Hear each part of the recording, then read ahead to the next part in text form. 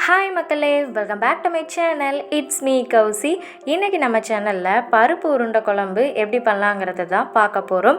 அதுக்கு முன்னாடி நீங்கள் இந்த சேனலில் ஃபஸ்ட் டைம் வீடியோ பார்க்குறீங்க அப்படின்னா மறக்காமல் இந்த சேனலை சப்ஸ்கிரைப் பண்ணிடுங்க. ஸோ இப்போது நம்ம இந்த பருப்பு உருண்டை குழம்பு எப்படி பண்ணலாங்கிறத பார்த்துடலாம்.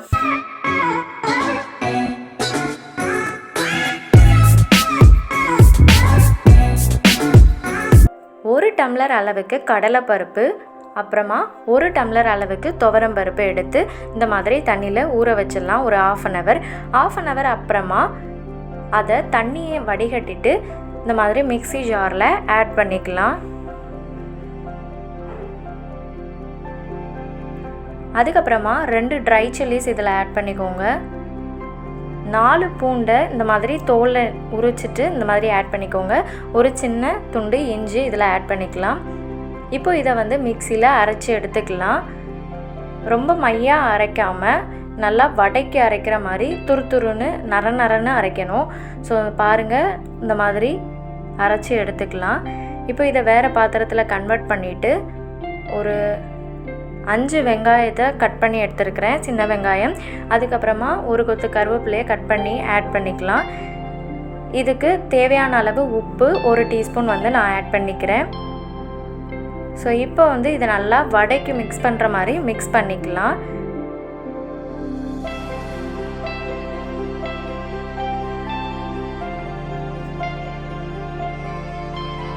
ஸோ இப்போ நல்லா இதை மிக்ஸ் பண்ணியாச்சு. இப்போ நம்ம நமக்கு தேவையான சைஸில் இந்த மாதிரி உருட்டி எடுத்துக்கலாம். ரொம்ப அதை ரஃப்பாலாம் உருட்டிக்க தேவையில்லை, சாஃப்டாகவே ஹேண்டில் பண்ணுங்கள். ஸோ இந்த மாதிரி மெதுவாகவே அதை உருட்டி எடுத்துக்கலாம். ஸோ எத்தனை உருண்டை வருது அப்படிங்கிறத பார்த்து இந்த மாதிரி எடுத்து வச்சுக்கோங்க. இப்போ இதை ஒரு இட்லி தட்டில் ஆயில் அப்ளை பண்ணி இந்த மாதிரி வேக வச்சு எடுத்துக்க போகிறோம் ஒரு 5 மினிட்ஸ். ஸோ நீங்கள் இதை வேக வைக்காமல் கூட டைரெக்டாக குழம்புல ஆட் பண்ணிக்கலாம். பட் எனக்கு இந்த மெத்தடில் பண்ணும்போது நல்லா இருக்கும். ஸோ ப்ளஸ் நீங்கள் வேக வச்சு இப்படி பண்ணுறதுனால அந்த உருண்டை அப்படியே தான் இருக்கும், வடை மாதிரியே அப்படியே தான் இருக்கும். வடைகறி பண்ணுவோம் இல்லையா, அந்த மாதிரி தான் இருக்கும். ஸோ இப்போது அந்த உருண்டை உருட்டினது போக மீதியே தனியாக எடுத்து வச்சுக்க போகிறேன். இதை நம்ம குழம்புல ஆட் பண்ணிக்க போகிறோம். 5 மினிட்ஸ்க்கு அப்புறமா ஓப்பன் பண்ணி பார்த்துக்கலாம். ஸோ நல்லாவே அந்த உருண்டை குக் ஆயிடுச்சு. குக் பண்ணாமல் நம்ம ஆட் பண்ணும்போது அது குழம்புல ஹீட் ஆக ஆக உதிரி ஆக ஆரம்பிச்சிரும். அதனால தான் நம்ம குக் பண்ணிக்க போகிறோம். ஸோ இப்போ நல்லா பேன் ஹீட் ஆனதுக்கப்புறமா 3 டேபிள் ஸ்பூன் அளவுக்கு ஆயில் ஆட் பண்ணிக்கோங்க. ஆயில் ஹீட் ஆனதுக்கப்புறமா 1 டீஸ்பூன் அளவுக்கு கடுகு ஆட் பண்ணிக்கோங்க. கடுகு நல்லா பொரிஞ்சு வரட்டும். ஸோ கடுகு நல்லா பொரிஞ்சதுக்கப்புறமா நம்ம ஒரு 1/2 டீஸ்பூன் அளவுக்கு ஜீரகம் ஆட் பண்ணிக்கலாம். அதுக்கப்புறமா 1/4 டீஸ்பூன் அளவுக்கும் கம்மியாகவே வெந்தயத்தை ஆட் பண்ணிக்கலாம். வெந்தயம் ரொம்ப அதிகமாக சேர்க்க வேணாம். இப்போ இது எல்லாமே பொரிஞ்சதுக்கப்புறமா ஒரு 15லேருந்து 20 சின்ன வெங்காயத்தை இந்த மாதிரி ஆட் பண்ணிக்கலாம். ஸோ எப்போவுமே இந்த மாதிரி காரக்குழம்பு டைப்பில் நம்ம குழம்பு பண்ணுறப்போ சின்ன வெங்காயம் சேர்க்கும்போது அது ரொம்பவே ஸ்பைஸியாக இருக்கும். அதனால தான் நம்ம சின்ன வெங்காயம் இதில் ஆட் பண்ணிக்க போகிறோம். ஸோ நல்லா இந்த வெங்காயம் ரோஸ்ட் ஆகட்டும். இந்த டைமில் ஒரு பிடி கருவேப்பிலையை இதில் ஆட் பண்ணிக்கலாம். ஸோ இதை நல்லா மிக்ஸ் பண்ணி விட்டுக்கோங்க. ஆனியன் ஒரு 1 மினிட் நல்லா அந்த எண்ணெயில் ரோஸ்ட் ஆகட்டும். ஒரு 10 பூண்டை இந்த மாதிரி தோலை நீக்கிட்டு இதில் ஆட் பண்ணிக்க போகிறோம். ஸோ ஆட் பண்ணிவிட்டு அதையும் நல்லா மிக்ஸ் பண்ணிக்கோங்க. அதுக்கப்புறமா இதில் நான் ஒரு தக்காளியை இந்த மாதிரி சின்ன சின்னதாக கட் பண்ணி ஆட் பண்ணிக்க போகிறேன். தக்காளி ரொம்ப அதிகமாக ஆட் பண்ணிக்க வேணாம், கம்மியாக ஆட் பண்ணால் போதும். ஸோ தக்காளியோட ஜூஸ் ஐட்டம்ஸ் எல்லாம் கம்மியாகட்டும். அதுக்காக நான் இதில் கொஞ்சம் 1/2 டீஸ்பூன் அளவுக்கு மஞ்சள் தூள் ஆட் பண்ணிவிட்டு 1/2 டீஸ்பூன் சால்ட் ஆட் பண்ணிக்க போகிறேன். சால்ட் ஆட் பண்ணிவிட்டு இதை நல்லா மிக்ஸ் பண்ணி விட்டுக்கோங்க.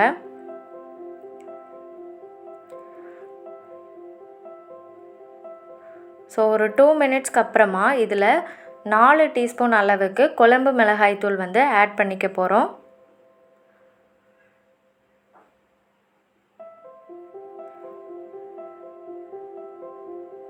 ஆட் பண்ணிவிட்டு இதை வந்து நல்லா மிக்ஸ் பண்ணி விட்டுக்கோங்க. அந்த மசாலாவோட பச்சை வாசம் போகிற வரைக்கும் நம்ம நார்மலாகவே இதை ரோஸ்ட் பண்ணிக்கலாம்.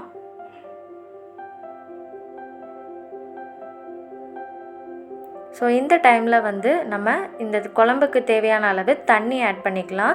ஸோ நான் 4 கிளாஸ் அளவுக்கு தண்ணி இதில் ஆட் பண்ணிக்க போகிறேன். ஸோ உங்களுக்கு நீங்கள் கிரேவியாக வேணும் அப்படின்னா இதை விட கம்மியாக ஆட் பண்ணிக்கோங்க. குழம்பா வேணும்னு நினைக்கிறவங்க கூட ஆட் பண்ணிக்கோங்க.